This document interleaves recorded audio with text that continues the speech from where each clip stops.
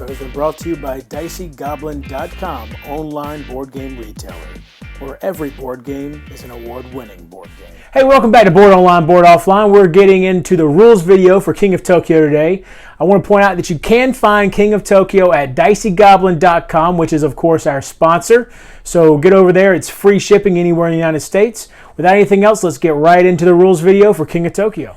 The goal of the game is to become the King of Tokyo by either scoring 20 victory points or by being the last monster standing. Let's go through the setup real quick. Now each player, and right here we've got a 4-player setup. Each player is going to choose their monster. You're going to get its monster board. So for instance right here we got the Kraken. You get the monster board. You set the victory points not to 20 but to 0, and the life is set at 10.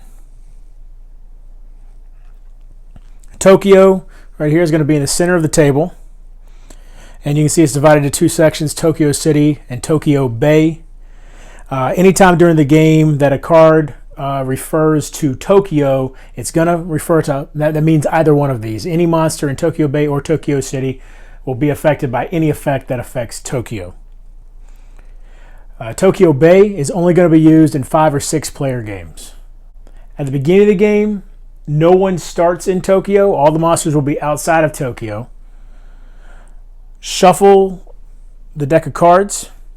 And once you shuffle the deck of cards, then you're going to deal 3 from the deck.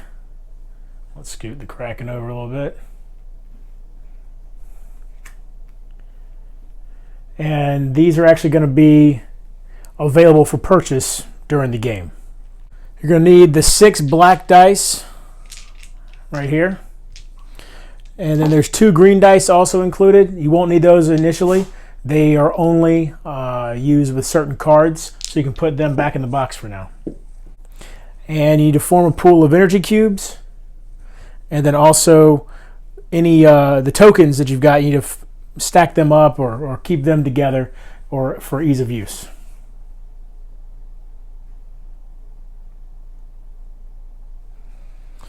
To start the game,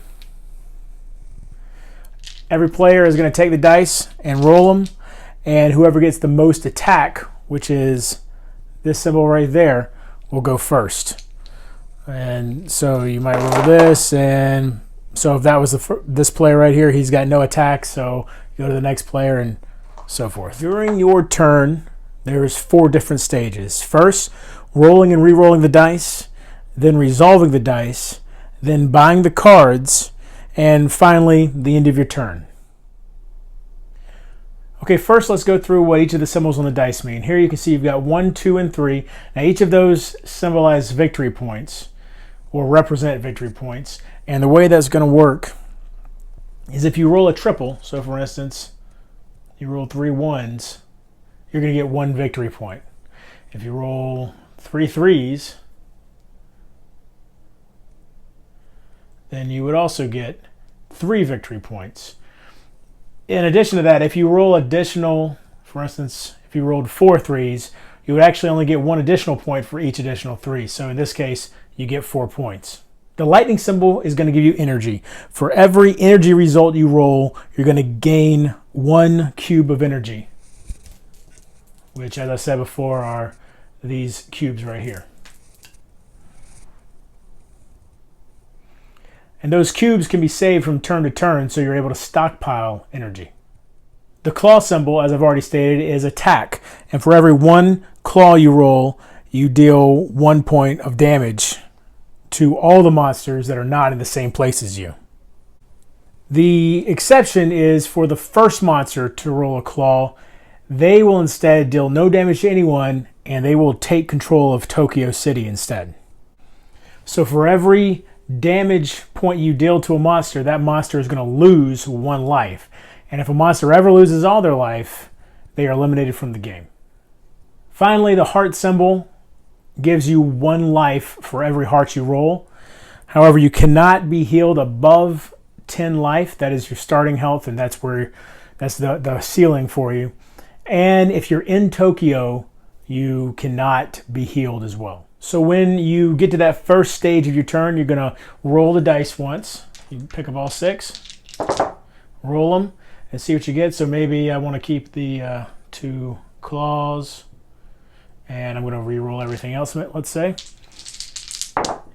Okay, and so now there's another claw, and now, I don't know, let's say for some reason I decide I don't like any of it, I can actually re-roll the stuff I started with, and you get 2 re-rolls total, so this will be my final re-roll right here. And now I'm stuck with whatever I've got, so it looks like 2 hearts, 2 claws, and then 2 and a 3. So based off of what I showed you a moment ago with the dice, when I move into the resolving dice step, I'll deal 2 damage to every monster not in the same area as me. I will heal 2 life unless I am either maxed out on life or in Tokyo. And the 2 and the 3 do absolutely nothing for me because I don't have 3 of either of them. After you're done resolving your dice, you're then going to go into the purchase cards phase. Now any card you purchase, so for instance, let's say you purchased Made in a Lab, is going to be immediately replaced by another card from the deck.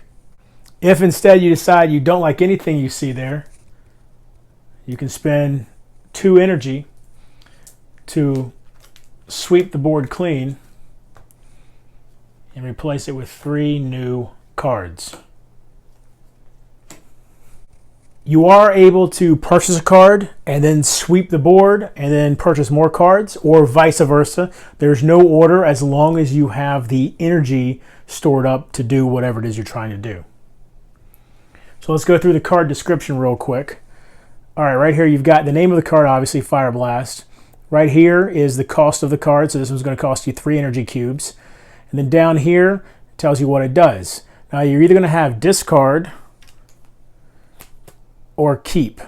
And the difference is, with a keep card, you're actually going to put it next to your monster board. You keep it for the rest of the game unless you're told to get rid of it in some situation. So for right here, if you're eliminated, discard all of your cards and lose all of your victory points, heal the 10 and start again. With this one, as soon as you purchase it, so you'll spend the 3 energy, you immediately discard it and resolve the effects, so deal 2 damage to all other monsters. So that's the difference in the discard and keep cards. And then finally, you would do your end of turn phase, which basically consists of any end of turn effects that you might have, and then giving the dice to the next player on the left. So let's run through a turn real quick. Let's say that the Kraken is already in Tokyo City, and now he's going to take his turn. So he'll roll his dice. Okay, let's see, we've got a claw, we've got a 2, a 3, a 1, and energy. So let's keep the energy and the claw, because remember, the heart is useless to you in Tokyo anyway. So we'll keep those 2, and we'll roll again. And now we've got another energy, a heart, a 1, and a 2. We'll keep that energy and re-roll these. And another energy, and then the heart and this 1 are useless, so those are basically wasted dice. So what we've got is 3 energy and 1 attack. So the Kraken will take 3 energy cubes and place them with his monster board. And then the claw is going to deal damage to everyone that's not in his location. In this case, he's in Tokyo. So he will deal 1 damage to Mecha Dragon, which you can see he goes from 10 to 9. Same thing for Cyber Bunny and the King. Conversely, if the Kraken was outside of Tokyo and someone else was in Tokyo, he would only deal damage to Mecha Dragon. So if the Kraken was here and Mecha Dragon was there, then that damage he dealt would not have gone to these guys and would have only gone to Mecha Dragon, because that's who is not in the location that the Kraken's at. Now, let's say, for instance, that the Kraken was outside of Tokyo and he did attack Mecha Dragon, and Mecha Dragon's player decided, you know what, I don't want to deal with any more damage because I can't heal while I'm in Tokyo. I'm afraid I'm going to lose if I take any more damage. I yield to the Kraken. Mecha Dragon leaves Tokyo, and the Kraken must then take his place inside of Tokyo City. Also, let's say that Mecha Dragon actually went to 0 life as a result of the attack and is eliminated from the game. So he's eliminated. Tokyo City is now empty. The Kraken is the one who killed him. The Kraken must take his spot inside of Tokyo City. And just for clarification purposes, let's say that the way the Kraken killed him, Kraken's here, Mecha Dragon's there. The way the Kraken killed him is he bought this card, dealt 2 damage to him, and killed him. This occurs after resolving the dice, because you have the rolling the dice, then resolving the dice, and then purchasing cards. Because it's not an attack, it's just a discarded card. That does not count. And in this case, no one takes Tokyo City. It's now abandoned, and the next person to roll a claw will be the one that would then assume the role of King of Tokyo inside the city. So what are the benefits for being inside of Tokyo? Well, when you take Tokyo the first time, you're going to gain 1 victory point. So you would roll this up to 1, just like that.